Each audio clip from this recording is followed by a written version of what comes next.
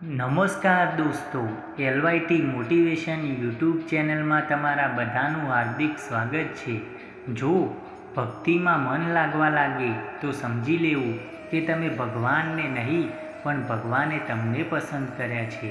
દોસ્તો, આજનું આ વિડીયો તમારા માટે ખૂબ જ મહત્ત્વપૂર્ણ બનવાનું છે, કેમ કે આજના આ વિડીયોમાં હું વાત કરવાનો છું સ્વયં ભગવાન શ્રી કૃષ્ણના શ્રીમુખથી નીકળેલી શ્રીમદ ભગવદ્ ગીતાના 111 અનમોલ પાવરફુલ વિચારોની, જે તમારા જીવનના બધા જ દુઃખો, ચિંતા અને નિરાશાઓનો અંત કરીને તમારા જીવનમાં નવી ઉર્જા, ઉમંગ અને ખુશીઓ ભરી દેશે. શ્રીમદ ભગવદ્ ગીતા ફક્ત એક ધર્મ માટે નથી બનેલું, પણ તેને આ સૃષ્ટિના દરેક મનુષ્યએ તેને વાંચવું અને સમજવું જોઈએ, કેમ કે તેનાથી દરેક માણસ પોતાના જીવનમાં સુખ, શાંતિ અને સફળતા પ્રાપ્ત કરી શકે. કહેવાય છે, શ્રીમદ ભગવદ્ ગીતાનો પાઠ દરરોજ જે ઘરમાં વાંચવા અને સમજવામાં આવે છે, તે ઘરમાં ભગવાન શ્રી કૃષ્ણ સ્વયં આવતા રહે છે. ગીતામાં 18 અધ્યાયો અને કુલ 700 જેટલા શ્લોકોનું વર્ણન કરવામાં આવેલું છે. દોસ્તો, વિડીયોની શરૂઆત કર્યા પહેલાં તમે આવા જ ઘણા બધા વિડીયોનો લાભ ઉઠાવવા માગતા હોય તો અત્યારે જ અમારી આ ચેનલને સબસ્ક્રાઈબ કરી દો. શ્રી કૃષ્ણ કહે છે, દરેક મનુષ્યએ પરિણામની ચિંતા કર્યા વગર લોભ, લાલચ, નિસ્વાર્થ અને નિષ્પક્ષ રહીને પોતાના કર્તવ્યોનું પાલન કરવું જોઈએ. જે પ્રકાશની જ્યોતિ અંધારામાં પણ ચમકે છે, બસ એવી જ રીતે સત્ય પણ ચમકે છે. એટલા માટે દરેક મનુષ્યએ હંમેશા સત્યની રાહ પર જ ચાલવું જોઈએ. જે મનુષ્યની અંદર જ્ઞાનની કમી અને ઈશ્વરમાં શ્રદ્ધા નથી હોતી, તે જીવનમાં ક્યારે પણ આનંદ કે સફળતા પ્રાપ્ત નથી કરી શકતો. શ્રીમદ ભગવદ્ ગીતામાં ભગવાન શ્રી કૃષ્ણ કહે છે, કોઈ પણ મનુષ્યએ જીવનમાં ક્યારે પણ બે વસ્તુઓ ઉપર ઘમંડ ન કરવો જોઈએ. એક પૈસો અને બીજું ચહેરો. ગરીબી આવતા વાર નહીં લાગે. જે પ્રકાર મનુષ્ય પોતાના જૂના વસ્ત્રો ઉતારીને નવા વસ્ત્રો ધારણ કરે છે, બસ એવી જ રીતે આત્મા પણ પોતાના જૂના શરીરનો ત્યાગ કરીને નવા ભૌતિક શરીરને ધારણ કરે છે. મોહ એનો કરો જેના પર તમારો અધિકાર છે. જેના પર તમારો અધિકાર નથી, તેનો મોહ પણ કદાપી ન કરવો જોઈએ. કોઈ પણ માણસ તમારી વધારે નિંદા કરે તો ચિંતા ના કરતા, કેમ કે લોકો હંમેશા એ વૃક્ષ પર જ પથ્થર મારે છે જેના પર સૌથી વધારેમાં વધારે મીઠા ફળ હોય છે. શ્રી કૃષ્ણ કહે છે, જીવનમાં ક્યારે પણ વધારે પડતું અહંકાર કે ઘમંડ આવી જાય તો એકવાર સ્મશાનનું ચક્કર જરૂરથી લગાવી લેજો. ત્યાં તમારા કરતાં પણ સારા માણસો રાખ બનીને પડ્યા હશે. તમારું કર્મ જ તમારી સૌથી મોટી ઓળખાણ છે.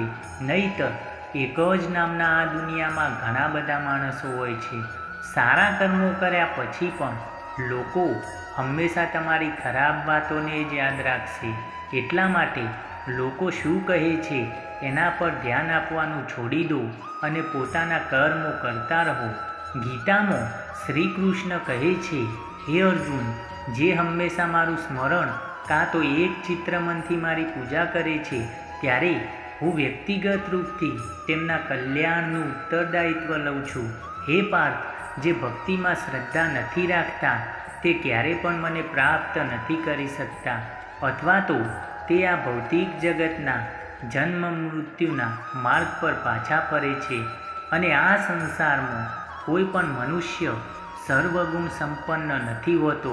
એટલા માટે અમુક કમીઓને નજરઅંદાજ કરી પોતાના સંબંધો બચાવી રાખો. ઝાડુમાં જ્યાં સુધી બંધન બંધાયેલું હોય છે, ત્યાં સુધી તે કચરાને સાફ કરે છે, અને બંધન ખુલી ગયા પછી ઝાડુ પોતે જ એક કચરો બની જાય છે. એટલા માટે હંમેશા પોતાના લોકોનો હાથ પકડી રાખો, કેમ કે અનેકતામાં જ એકતા હોય છે. શ્રી કૃષ્ણ કહે છે, સપનાઓ એ ક્યારે પણ સાચા નથી થતા જે રાત્રે સૂતા સમયે જોઈએ છીએ. પણ સપનાઓ તો એ જ સાચા થાય છે જેના માટે આપણે ઊંઘવાનું છોડી દઈએ. જો તમારી કદર કે ઇજ્જત ના હોય તો ક્યારે પણ ના રોકાવું જોઈએ. એ પછી કોઈનું ઘર હોય કે મન. કહેવાય છે સમયથી પહેલાં મરેલી બધી જ વસ્તુઓ પોતાનું મૂલ્ય ખોઈ બેસે છે અને સમય પછી મરેલી બધી જ વસ્તુઓ પોતાનું મહત્ત્વ ખોઈ બેસે છે. સૌથી સમજદાર અને સ્થિર બુદ્ધિવાળો વ્યક્તિ એ જ હોય છે જે સફળતા મળવા પર અહંકારમાં નથી ડૂબતો. જીવનમાં ક્યારે પણ તમારી તુલના બીજા લોકો સાથે ન કરો, કેમ કે તમે જેવા છો તેવા જ સર્વશ્રેષ્ઠ છો. જ્યારે પણ આપણું મન કમજોર હોય છે ત્યારે પરિસ્થિતિઓ સમસ્યા બની જાય છે અને જ્યારે આપણું મન સ્થિર હોય છે ત્યારે પરિસ્થિતિઓ ચુનૌતી બની જાય છે અને જ્યારે આપણું મન મજબૂત હોય છે ત્યારે પરિસ્થિતિઓ અસફળ બની જાય છે. કોઈ પણ મનુષ્યની માનવતા એ સમયે જ નષ્ટ બની જાય છે જ્યારે તેને બીજાઓના દુઃખ પર હસવાનું આવે છે. નિંદા કરવાવાળા લોકોથી ગભરાઈને પોતાનું લક્ષ્ય ના બદલો, કેમ કે લક્ષ્ય પ્રાપ્ત થતાં જ નિંદા કરવાવાળા માણસોની રાય બદલાઈ જાય છે. ભગવાન શ્રી કૃષ્ણ કહે છે જે જ્ઞાની હોય છે એને સમજાવી શકાય છે અને જે અજ્ઞાની હોય એને પણ સમજાવી શકાય છે, પણ જે અહંકારી અને અભિમાની હોય છે એને કોઈ પણ સમજાવી શકતું નથી. એને ફક્ત એનો સમય જ સમજાવી શકે છે. જિંદગીમાં કોઈનું સારું ન કરી શકવું તો કંઈ નહીં, પણ કોઈનું ખરાબ પણ ન વિચારતા, કેમ કે દુનિયા કમજોર છે પણ દુનિયાને બનાવનાર ભગવાન નહીં. જિંદગીમાં આપણે કેટલા સાચા છીએ અને કેટલા ખોટા એ ફક્ત બે પાત્રો જ જાણી શકે છે, એક પરમાત્મા અને બીજો તમારો અંતરાત્મા. ના તો આ શરીર તમારું છે અને ના તો તમે તેના માલિક. આ શરીર 5 તત્વોથી બનેલું છે: આગ, જળ, વાયુ, પૃથ્વી અને આકાશ. અને એક દિવસ આ જ 5 તત્વોમાં સમાઈ જશે. દુનિયાના 4 સ્થાન ક્યારે પણ નથી ભરાતા: સમુદ્ર, સ્મશાન, કૃષ્ણનો ગડો અને મનુષ્યનું મન. જિંદગીમાં ગરીબ વ્યક્તિની હાય અને દુબળા માણસની રાય ક્યારે પણ ન લેવી જોઈએ. પૈસો હોય તો તમારી અયોગ્યતા પણ કોઈને નજર નથી આવતી અને ગરીબી હોય તો તમારી યોગ્યતા પણ કોઈને નજર નથી આવતી. આ દુનિયામાં ફક્ત 2 પાત્રો પર જ વિશ્વાસ રાખજો. પહેલું ભગવાન અને બીજું તમારા માતા પિતા. એ ગમે તેવી પરિસ્થિતિમાં તમારો હાથ નથી છોડતા. પોતાના લોકો એ જ છે જે કોઈ બીજા માટે તમને નજરઅંદાજ ન કરે. જીવનમાં બની શકે તેટલું બીજા લોકો સામે ચૂપ રહેવું જ સારું છે, કેમ કે માણસથી સૌથી વધારે ગુનાહ તેની જીભ જ કરાવે છે. ભગવાન શ્રી કૃષ્ણ કહે છે જે લોકો બુદ્ધિને છોડીને ભાવનાઓમાં ડૂબી જાય છે તેમને કોઈ પણ માણસ મૂર્ખ બનાવી શકે છે. ગીતામાં શ્રી કૃષ્ણ કહે છે પૈસા પણ એટલા જ ઉધાર આપવા જોઈએ જેટલી તમારી ભૂલી જવાની હેસિયત હોય, નહીતર એક દિવસ પૈસો અને સંબંધ બધું એ ખોવાઈ જશે. જિંદગીમાં એવા લોકોને નજરઅંદાજ ક્યારે પણ ન કરતા જે તમારી ખૂબ જ પરવા કરે છે, નહીતર કોઈક દિવસ તમને અહેસાસ થઈ જ જશે કે પથ્થર જમા કરતાં કરતાં સાચો હીરો પણ ખોવી દીધો. જિંદગીનો રસ્તો ક્યારે પણ કોઈને બનાવેલો નથી મળતો. જે માણસ જેવો રસ્તો બનાવે છે તેવી જ તેને મંજિલ પ્રાપ્ત થાય છે. જો કોઈ તમારી સાથે દગો કરે તો ખોટું ન લગાડતા, કેમ કે તે વાસ્તવમાં તમારી કિંમત નથી જાણતા.